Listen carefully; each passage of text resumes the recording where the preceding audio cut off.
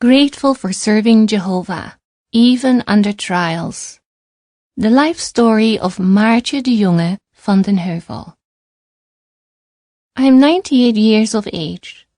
For 70 of those years, I have had the pleasure of serving Jehovah, but not without having my faith tested.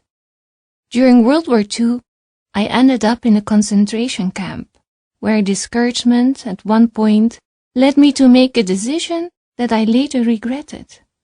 Some years later, I faced another painful test.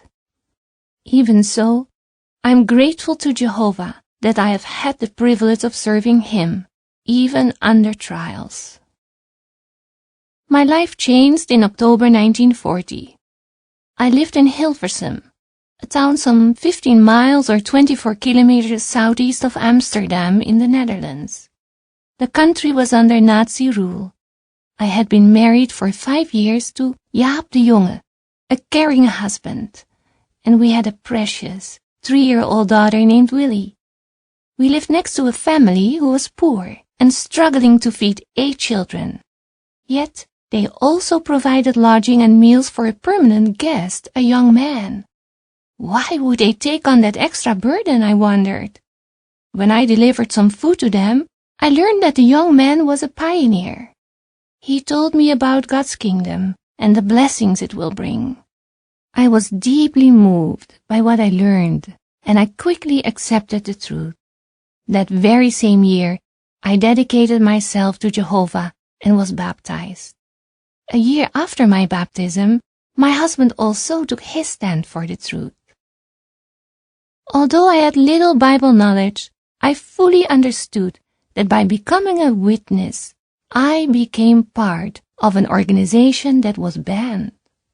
I also knew that numerous witnesses had already been sent to prison because of preaching the kingdom message.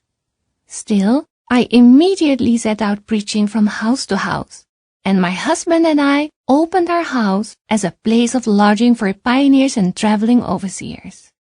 Our home also became a storage place for Bible literature, which was delivered to us by brothers and sisters from Amsterdam. Their heavy transport bikes were loaded with books, which they covered with tarpaulin. What love and courage those couriers had! They risked their lives in behalf of their brothers. Will you be back soon, Mommy? About 6 months after my baptism, 3 police officers showed up at our door. They entered the house and searched it. Although they did not find the closet filled with literature, they did find some books hidden under our bed. Right away, they ordered me to follow them to the police station in Hilversum. When I embraced my daughter to say goodbye, Willie asked, "Will you be back soon, Mommy?" "Yes, darling," I said. "Mommy will be home soon." However, 18 difficult months would pass before I could hold her in my arms again. You see, a police officer took me by train to Amsterdam for questioning. The interrogators tried to make me identify 3 brothers from Hilversum as Jehovah's Witnesses. I said, "I don't know them, except one. He's our milkman." And that was true. That brother delivered milk. But whether he's one of Jehovah's Witnesses, I added, you should ask him, not me. When I refused to say anything else, they struck me in the face and locked me up in a cell, where they left me for 2 months. When my husband found out where I was, he was able to bring me some clothes and food. Then, in August 1941, I was sent to Ravensbrück, a notorious concentration camp for women, some 50 miles or 80 kilometers north of Berlin, Germany. Cheer up, dear. On arrival, we were told that we could go home if we signed a declaration renouncing our faith. But, of course, I did not sign it. Instead, I had to hand over my belongings and strip naked in a washroom, where I met some Christian sisters from the Netherlands. We were given camp clothing with a purple triangle sewn on, a plate, a cup, and a spoon. The first night, we were kept in a transit barracks. There, for the first time since my arrest, I broke down in tears. What is going to happen?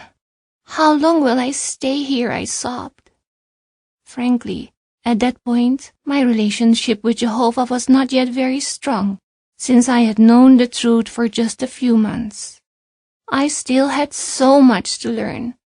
The next day, at roll call, a Dutch sister must have noticed my sadness. She said, "Cheer up, dear, cheer up. What can harm us?" After the roll call, we were taken to another barracks, where we were welcomed by several hundred Christian sisters from Germany and the Netherlands. Some of the German sisters had already lived in that barracks for over a year. Their company strengthened me. Indeed, it cheered me up. I was also impressed that the barracks where our sisters were housed was so much cleaner than other barracks in the camp. Besides being clean, our barracks was also known as a place where no stealing, cursing, or fighting took place.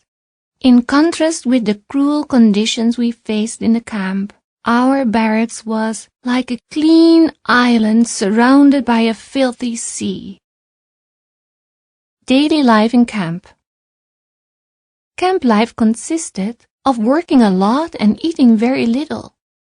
We had to get up at 5 o'clock in the morning, and shortly thereafter the roll call began. Guards made us stand outside for about an hour, rain or shine. At 5 o'clock in the afternoon, after a day of hard labor, the roll call routine was repeated. Then we ate some soup and bread and went to sleep, exhausted. Each day, except Sunday, I was put to work on farms, where I cut weed with a scythe, dredged ditches, and cleaned pigsties. Though the work was heavy and dirty, I could handle it from day to day, because I was still young and quite strong. Also, by singing songs with a Bible message while working, I strengthened myself. However, every day I yearned for my husband and child. We received very little food, but all of us sisters tried to save a piece of bread every day, so that we would have something extra on Sundays, when we had an opportunity to get together to discuss Bible topics. We had no Bible literature, but I eagerly listened to the older, faithful German sisters as they considered spiritual matters. We even observed the memorial of Christ's death. Distress, regret, and encouragement. At times we were ordered to do work that directly supported the war effort of the Nazis. Because of our neutrality in political matters, all sisters refused to do that work, and I followed their courageous example.